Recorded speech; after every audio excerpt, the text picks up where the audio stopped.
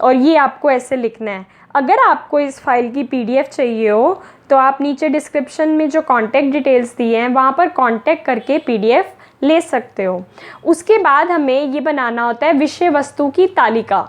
यहाँ पर मैंने डेट्स नहीं लिखी हैं क्योंकि ये मैंने आपको समझाने के लिए बनाया है। तो आप जब भी अपना प्रोजेक्ट कंप्लीट करोगे आप उस हिसाब से अपनी डेट्स लिख सकते हो।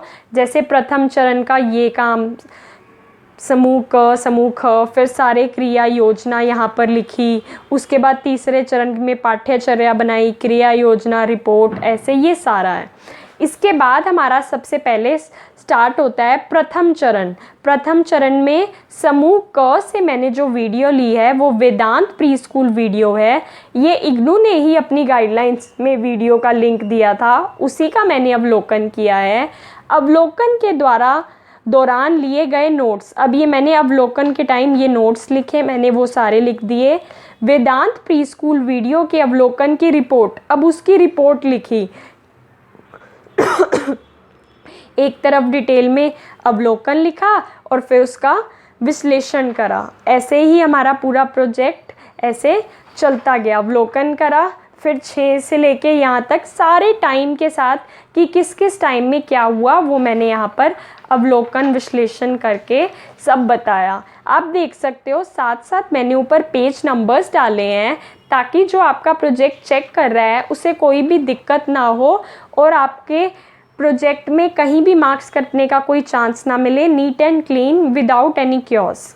अब उसके बाद एंड में आपको निष्कर्ष लिखना है। उस निष्कर्ष में हमने सारी चीज़ें बताई कि कैसे कैसे किस किस कौशलों पे ध्यान दिया गया, कौन कौन से विकास पे फोकस किया गया, उस सब का निष्कर्ष लिखा।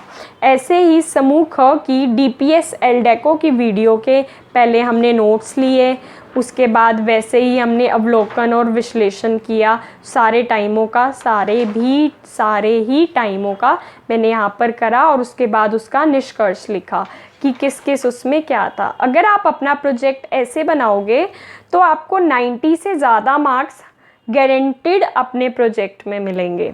दूसरा चरण, दिन 1 दिनांक आप अपने आप लिखोगे। सत्र 1 के लिए क्रिया योजना, अब हमें शारीरिक और स्थूल क्रियात्मक विकास को बढ़ावा देने के लिए क्रिया बनानी थी तो मैंने उसका लक्ष्य लिखा, विषय वस्तु लिखी, अपेक्षित सामग्रियां क्या हैं वो लिखी।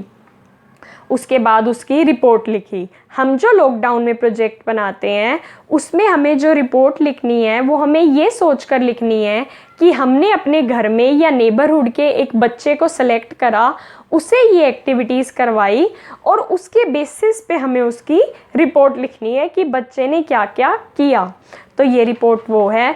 ऐसे ही सत्र 2 की लक्ष्य, विषय वस्तु, अपेक्षित सामग्रियाँ, उसके साथ साथ ऊपर भी मैंने दिन 2 दिनांक आप अपने हिसाब से लिखोगे। ऐसे ही उसकी फिर रिपोर्ट आ जाएगी। सत्र 3, ये सारी एक्टिविटीज़ का आपको कौन से एरिया पे फोकस करना है ये आपको बुक में से देखना है कि किस एरिया को फोकस करना है। ये नहीं किसी भी दिन कोई भी एक्टिविटी ले रहे हो वरना आपका प्रोजेक्ट रिजेक्ट हो जाएगा।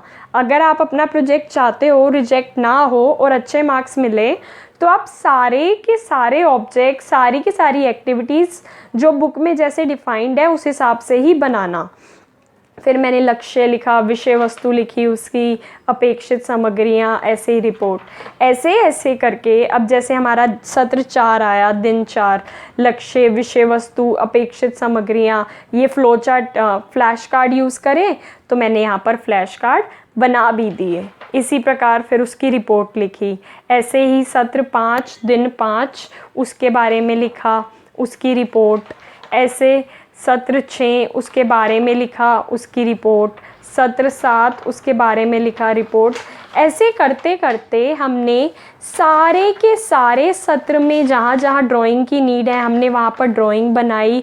ऐसे करते करते हमें पूरे के पूरे 30 सत्र लिखने हैं। जैसे कि आप यहाँ पर देख सकते हो अलग अलग एक्टिविटीज़ पे फोकस करके कि किस में क्या है, किस में क्या है, किस में क्या बनाना है, किस एरिया को फोकस करना है। आप इसकी PDF हमसे ले सकते हो, नीचे कॉन्टैक्ट डिटेल्स गिवन है। ये बिल्कुल न्यू गाइडलाइंस पे एक्यूरेट प्रोजेक्ट बनाया हुआ है विद डायग्राम्स एंड एक्टिविटीज़। ये सारे के सारे सत्र ऐसे चलते जाएंगे। ये 21 आ गया, 22 आ गया, 23 आप देख सकते हो ना। जैसे सारे के सारे 25 आ गया। ऐसे हमें यहाँ पर 30 तक लिखने थे, 28, 29, ये हमारा 30 लास्ट आ गया। अपेक्षित सामग्रियाँ और रिपोर्ट, इसके साथ हमारा चरण 2 ख़त्म होता है।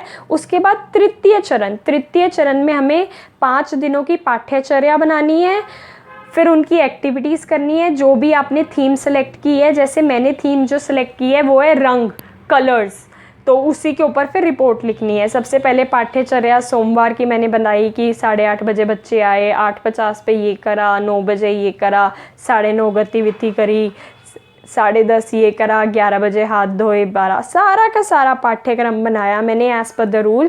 फिर क्रिया योजना 1 रंगों पर बातचीत, सेम लक्ष्य, विषय वस्तु, अपेक्षित सामग्रियाँ, वैसे ही यहाँ क्रिया योजना 2, क्रिया योजना 3 और सामान्य रिपोर्ट उस पूरे दिन में ओवरऑल क्या हुआ, और उसके बाद इंडिविजुअल रिपोर्ट्स, क्रिया सत्र 1 की रिपोर्ट, क्रिया सत्र 2 की रिपोर्ट, क्रिया सत्र 3 की रिपोर्ट कि बच्चे ने क्या करा वो सब। जैसे मैंने पूरे हाव भाव के साथ बच्ची को कहानी सुनाई, मैंने कहानी के बीच बीच में अलग अलग प्रश्न भी पूछे ताकि बच्चे उसे अपनी ज़िंदगी से जोड़ सकें। ऐसे ही ये पाठ्यचर्या मंगलवार की आ गई। क्रिया योजना 4, 5, 6, फिर सामान्य रिपोर्ट लिख दी उसकी, फिर इंडिविजुअल उनकी जो भी क्रिया सत्र की रिपोर्ट है। उसके बाद ये पाठ्यचर्या बुधवार की बना दी हमने यहाँ पर, उसके लिए क्रिया योजना यहाँ पर लिख दी। ऐसे ही उस क्रिया सत्रों की रिपोर्ट, ऐसे ही हमें पूरे